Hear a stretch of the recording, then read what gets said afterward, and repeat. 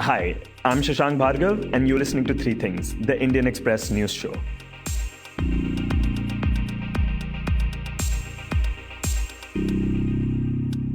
In this episode, we talk about the National Investigation Agency summoning farmers, shopkeepers, activists, and journalists in an alleged case of terror funding. We also take a quick look at a Telangana healthcare worker dying a day after taking a COVID 19 vaccine shot. But first, we talk about the farmer protests. It has now been close to 2 months since farmers have been protesting at the Delhi borders against the new farm laws.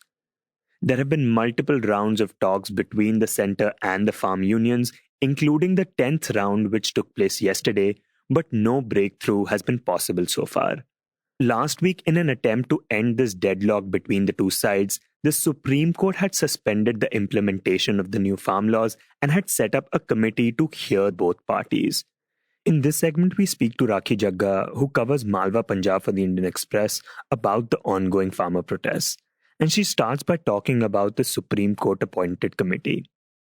Yeah, this committee initially, when it was formed, it had four members. These were Ashok Gulati, agricultural economist, Dr. Pramod Kumar Joshi, again an agricultural economist, and another was Bhupinder Singh Maan from Punjab, and the fourth one was Anil Ghanwat.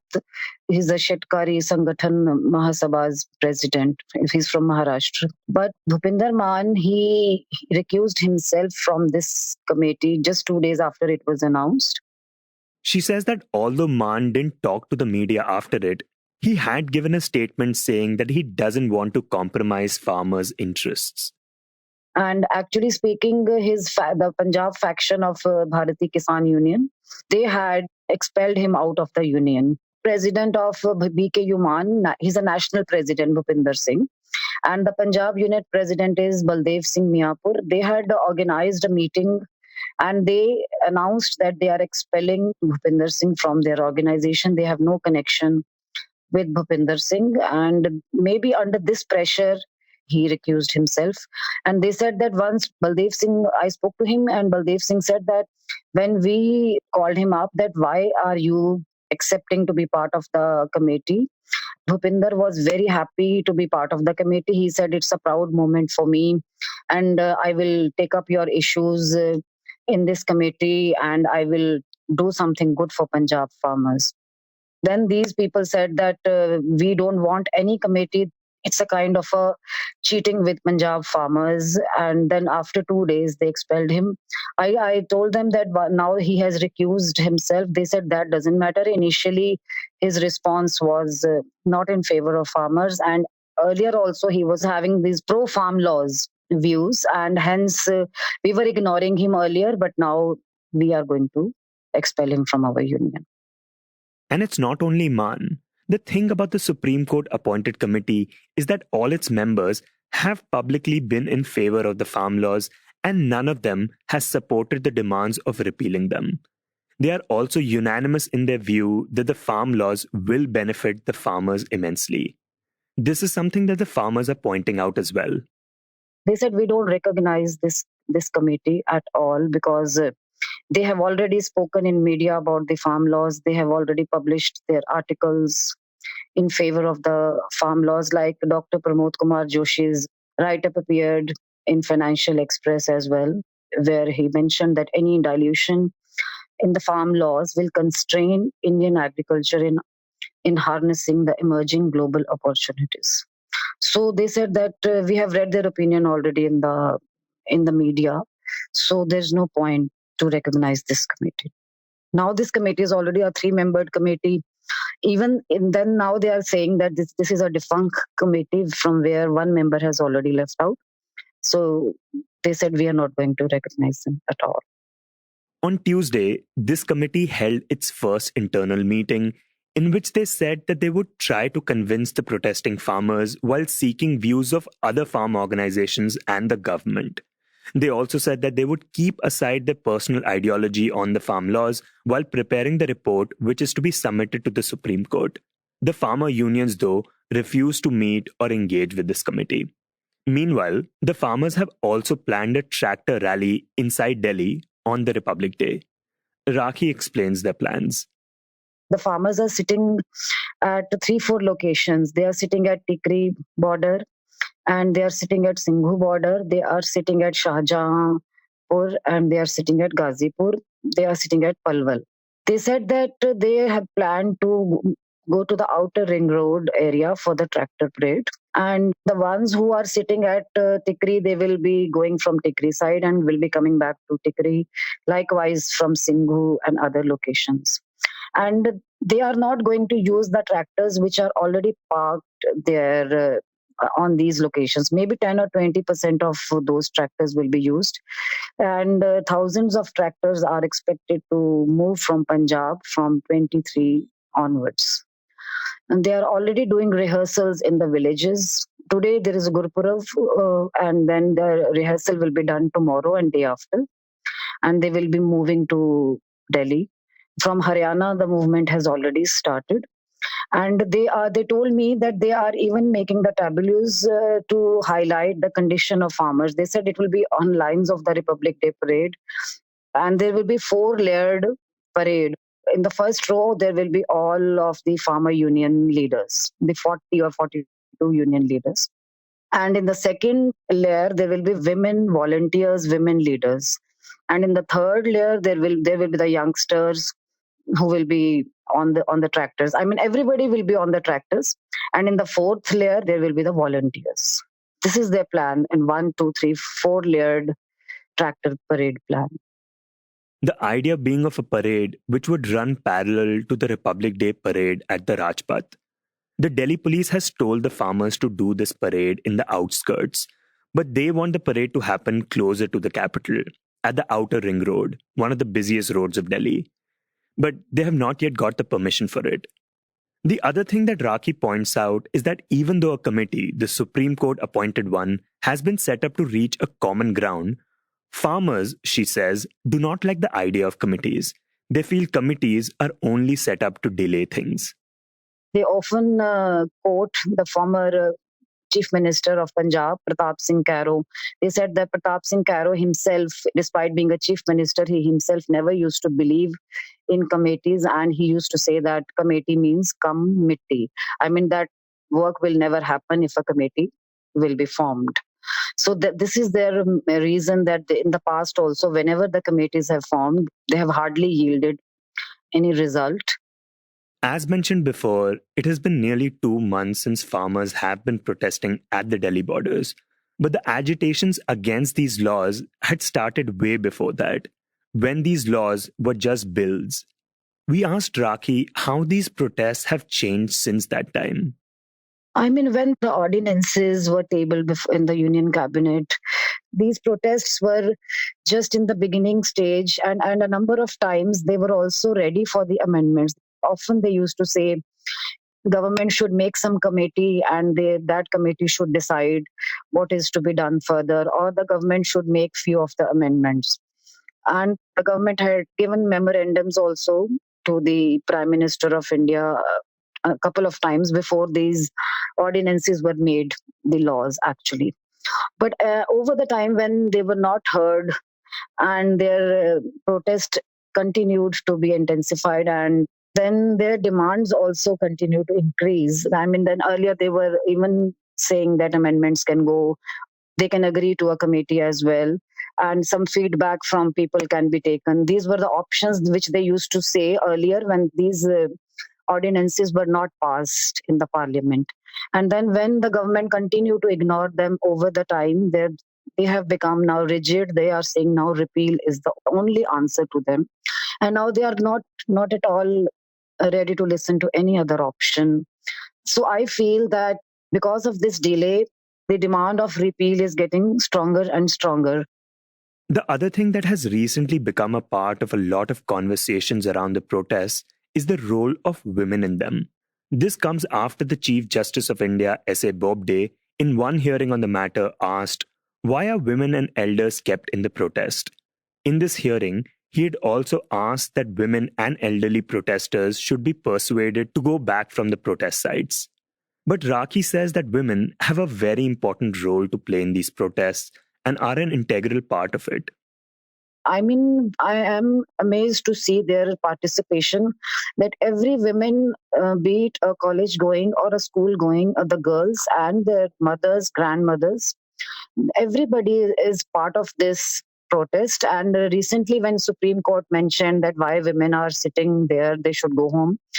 Then, just to give a reply to that, they had a Women Farmers Day. They, on the call of Sanyukt Kisan Morcha, there was one Women Farmers Day organized on January 18, in which on that day the entire protests, there are more than 100 protests going on in Punjab. At more than 100 places protests are going in Punjab, and even at Tikri border, Singhu border, Ghazipur, Shahjahanpur, everywhere women, they were in charge of those protests, the stage, everything was managed by them. And there were two huge rallies conducted in Punjab. Apart from these things, one in Dhanola, this is the native place of BJP leader Harjeet Garewal, who, I mean, was part of these meetings organized at Delhi. He coordinated with the Punjab farmer leaders and the union government. And another was organized at Katheda village, that is in Fazilka district. That is again of Surjit Kumar Jiani, a BJP leader. He is the chairperson of BJP panel, of 8 persons of BJP panel who are coordinating with farmers of Punjab. All these rallies were organized by women, she says, just to give an answer to the Supreme Court and say that it's not just men who do farming. So women, I mean, they are too charged up, and now they are ready to go to Delhi as well for the tractor march.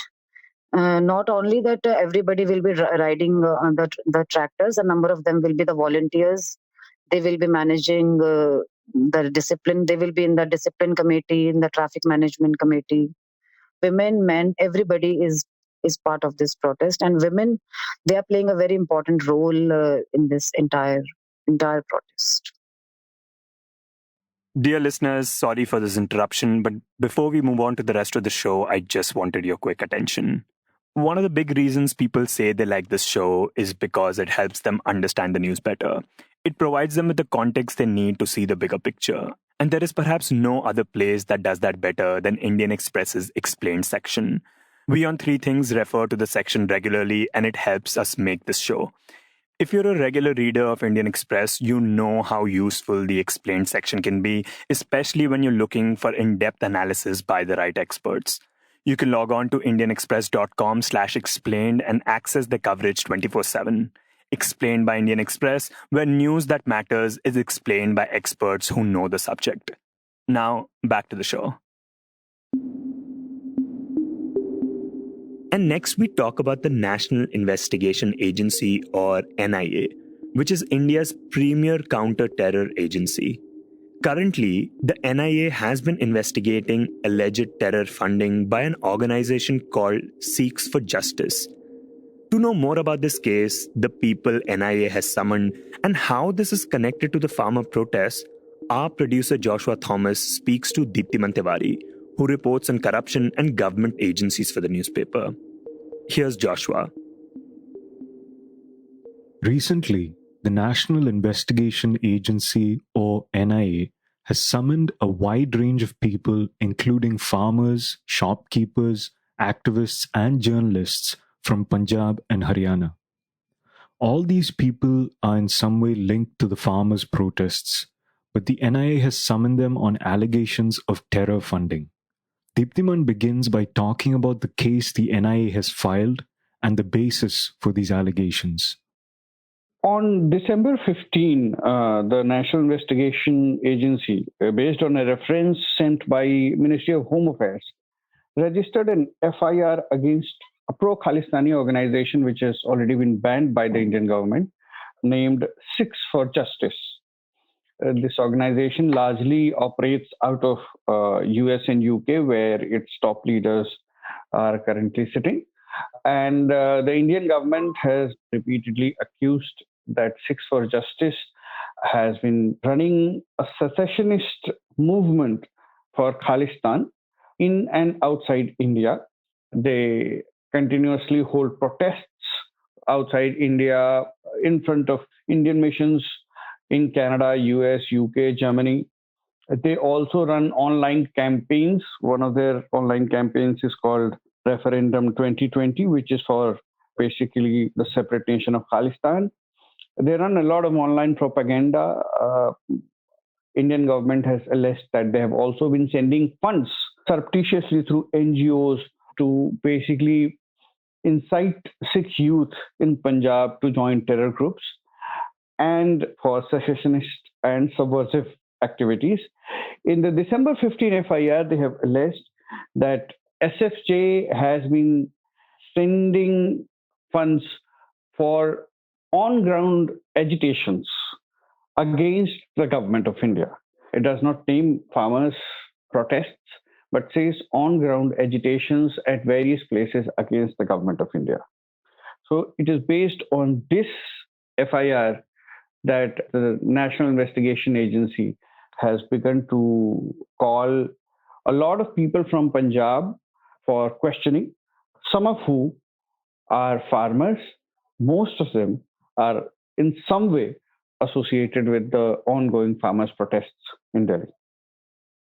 Okay, so could you possibly name some of the few people that have been called in for summons, and like what exactly is their connection to the farmers' protests?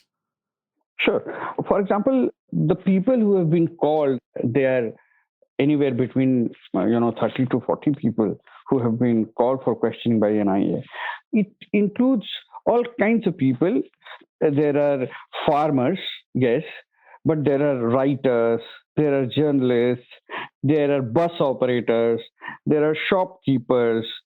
Quite a few of them are activists or religious proselytizers.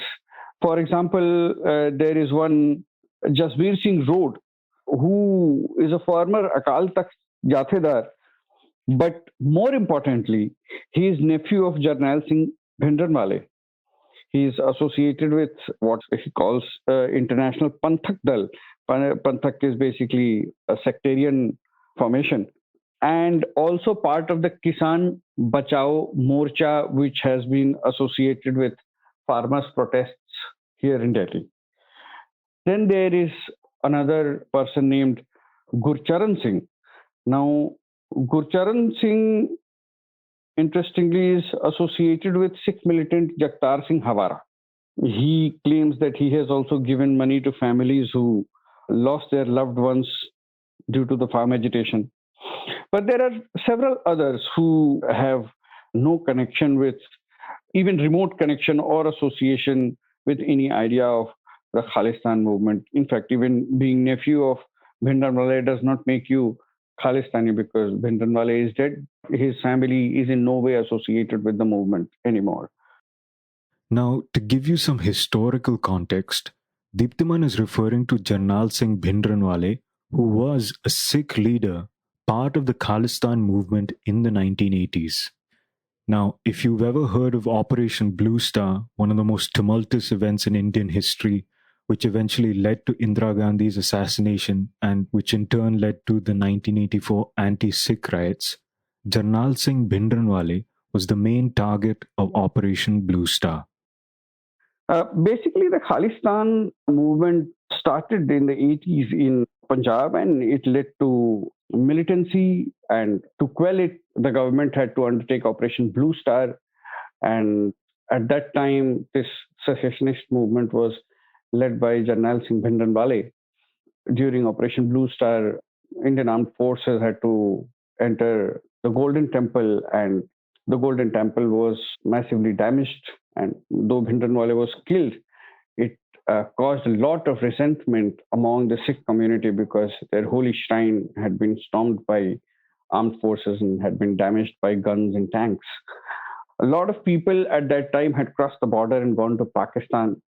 Pakistan, since then, kept on stoking the Khalistan fire, and many of these people have gone and settled abroad in countries like UK, US, Germany, and Canada, of course, which has a sizable Sikh population. So the organizations like Khalistan Zindabad Force or Sikhs for Justice, all of these organizations now over the years have been operating from abroad. Government suspects that they are supported by Pakistan, and certain elements in the Sikh community there. And from there, they have been trying to incite Sikh youth to take up arms against the government or to restart Khalistan movement within India. Although this effort has had very lukewarm response, nevertheless, the government has been trying its best to deal with these attempts, both within India and abroad. So the National Investigation Agency, the NIA, has issued summons to people who've received foreign funds and who've been taking part in the farmers' protests. And as Deeptiman mentioned before, a lot of these people have no association with the Khalistan movement. So there are people like one Balwinder Pal Singh, who is basically a writer from Jalandhar, and he writes on Sikh and Dalit issues. So he says that he is being summoned by NIA largely because he has been writing on the farm agitations and against the government policies regarding farmers, laborers, Sikhs, and Dalits. So he also claims to have been targeted for his views. Then there are journalists associated with a TV channel called KTV, where one Jasveer Singh of Muktasar and Tejinder Singh of Amritsar have been called for questioning. They too claim that, look, we are being called for questioning because we have been reporting on farmers' protests and we've been critical of the government. Then there is one freelance journalist from Ambala, a 30-year-old freelance journalist named Vinay Singh. Now, he has already been questioned by NIA, and he was questioned because he received rupees 6 lakh from a TV channel in UK. It's called Sikh Channel, largely broadcasting programs associated with the Sikh community. And he was given these rupees 6 lakh to cover farmers' protests in Delhi. So the NIA claims that we want to see if all of this money was spent on reporting or was any money diverted. So these are the kind of people who have been called for questioning. There is also this person named Balwinder Singh. He is a member of Sikh Youth Power of Punjab. He is also a proselytizer. Now, he has been associated with the farmers' protests since the beginning. So a lot of people who have been questioned are in some or the other way associated with farmers' protests. Now, you mentioned this thing about it's regarding funds coming through NGOs. So how are they linking the funds to sort of the Sikhs for Justice and these farmers' protests exactly? Look, right now, if we look at it, the investigation is at a very preliminary stage. So even the agency has been saying that, look, whoever is being called is not an accused or not a suspect, because these people have received funds from abroad. So they are being questioned. Basically, the government's claim is that all these people who are being called for questioning have recently received funds from abroad, and the source of these funds or the end use of these funds are being investigated. Now, the basis of the FIR that NIA has registered is basically that SFJ had been engaging into secessionist activities and had been sending funds from abroad and were holding agitations in front of Indian missions abroad. Since those countries were not taking any action against SFJ, so NIA, which has foreign jurisdiction, was given this case by Ministry of Home Affairs to investigate. The agency claims that if people are receiving foreign funds which are not explained, they have to be called for questioning and they must explain the source of funds and the end use. It does not make them accused, but the government has every right to investigate the source of funds. So I don't think that there are cogent prosecutable evidence at a preliminary stage to say that all these funds which have come are directly linked to SFJ, or these people have used these funds for secessionist activities. So because NIA will have about 6 months to at least, or more than that, to file a charge sheet. So it has time to go into this case and investigate it properly. Terror funding cases investigations can actually run for quite a long time. And in the end, we talk about a 42-year-old healthcare worker from Telangana who died yesterday, a day after he was inoculated with the COVID-19 vaccine. However, the state government said that it was not linked to the vaccine shot, even as the post-mortem of the deceased is yet to be conducted. The man, a day after getting the vaccine, had developed chest pain and was brought dead to a district hospital. This is the third incident of a healthcare worker dying after getting a COVID-19 vaccine shot. In both cases, the Union Health Ministry has denied that the deaths could be attributed to the severe adverse events following immunization. The nationwide vaccine drive, which was kick-started on January 16 by Prime Minister Narendra Modi, aims to inoculate over 3 crore healthcare and frontline workers before it is made available for the general public.